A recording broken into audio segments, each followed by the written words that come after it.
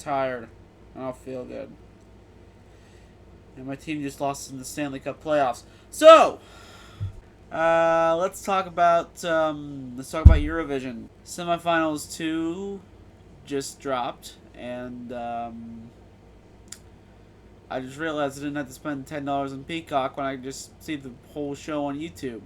Although I wouldn't have Johnny Ware, and I would also like to, rerun the stream. But enough about that. We're not talking about the stream. We're talking about the music. And so, the season of Eurovision. Run the intro.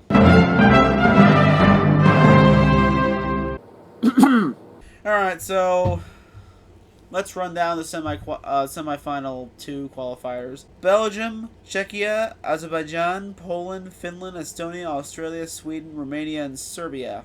So, yeah.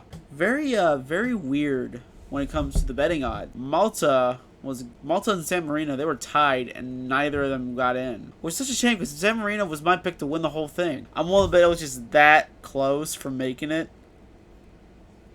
And their performance in the semifinal was really cool. The guy ran on a mechanical bull. Like, come on. And what's funny about this is that with all these 9 out of the 10 qualified, Malta was the only one who didn't make it. It was actually Romania who snatched that last golden ticket.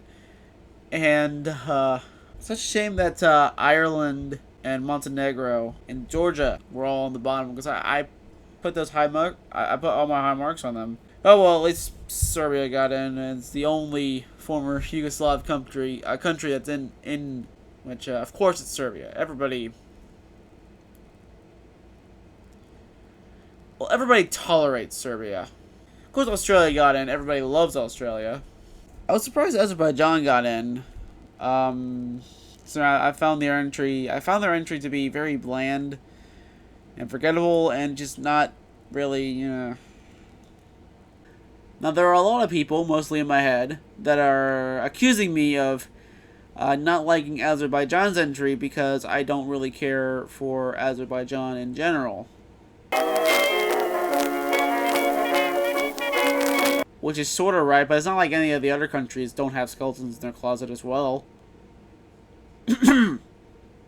In fact, Israel's performance kind of reminded me of, I feel like something out of Drag Race. I was kind of expecting RuPaul to come out. It looked like they were the gayest performance of the entire semifinal, possibly the entire competition.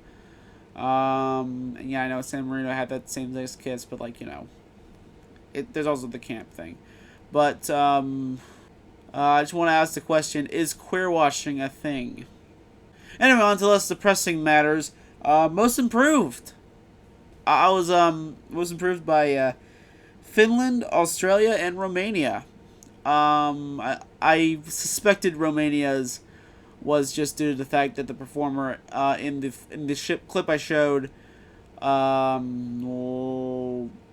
earlier this week on my 40 Eurovision songs reviewed, the singer had a hoarse voice, and I was right.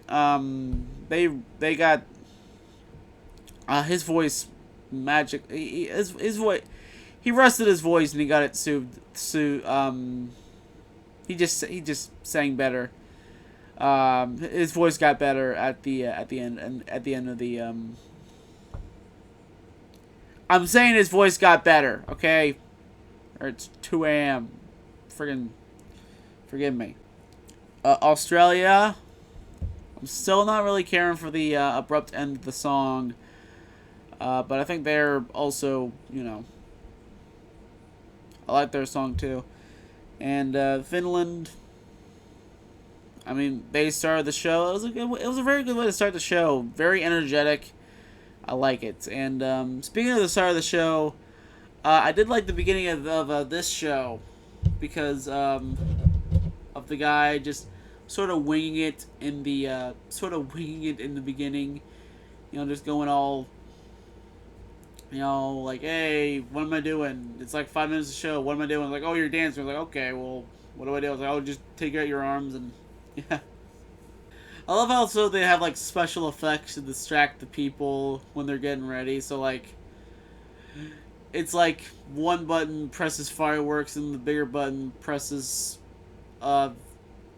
MP4 of a basket of kittens, which I kind of find that to be funny and cute, because you know, who doesn't love kittens?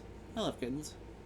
Also, in the performance, he was kind of reminding me of the Second Doctor's regeneration, which if you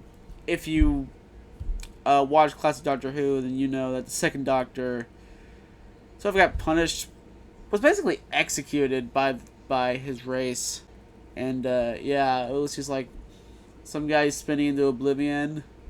I was half expecting to hear the phrase, "You're making me giddy." You're making me giddy.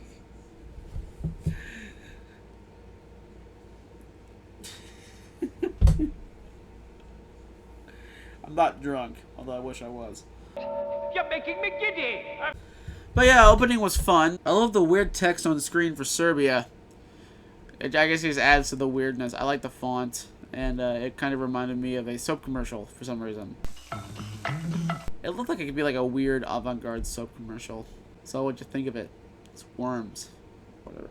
I do love the Vamping for Time segments when they were getting Australia's big staircase assembled and disassembled. Like one of them was like trivia, you know, just like trivia. They basically went through basic trivia, you know, like the first Eurovision Song Contest and basic length for a song and all that stuff, and then they cheekily said 2022 had the best host. I was like, that's pretty cheeky. And the other one was a shout out to all the commentators. And Johnny Weir got on. They put Johnny Weir on camera. Was like, oh hey, that was pretty cute. That's pretty cute. There was also another segment talking about the Salerno Music Festival in 1950. That the Eurovision Song Contest was actually based off of. I wish they showed that in the American broadcast, but you know, it's just, it's NBC. You can't expect everything to go right. Well, it's just, shut up. I'll just say their coverage of this is a lot better than the coverage of the Olympic opening ceremonies in 2012. Needless to say, they have improved tenfold. I love Estonia looking like an old Western film, you know, the letterbox and all that stuff. Just something about it I like. Fits in with the Western theme, I guess. Go to the Grand Ole Opry, for God's sake. And one more thing before I start complaining about things. As a broadcasting student, I love the little behind-the-scenes thing they did, showcasing the people in the thankless roles like line producer, stage manager, and cameraman, jib operator, crane operator, production staff, assistant director, technical director, director. You know, all the thankless jobs that go into a broadcast. And I'm a broadcasting student, so I appreciate that. I know what goes in and out of a broadcast.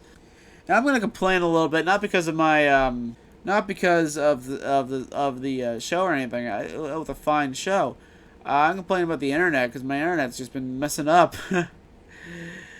Apparently I live too far away to get like wires for a router, you know, fiber internet, so I'm just stuck with a couple hotspots, and they just decided to just shit the bed today. I don't know why. I hate you too. I hate you too. I hate you too. I hate you too. I especially hate you. You suck. Why haven't we thrown you away? But yeah, my internet's been messing up, and it's just bad. And anyway, that's why the semifinal 1 video was actually late. I produced it in time. I was just fighting with my internet. So yeah. But, yeah, your semi-final 2 qualifiers again. Belgium, Czechia, Azerbaijan, Poland, Finland, Estonia, Australia, Sweden, Romania, and Serbia. And, yeah, I will see you hopefully on Sunday.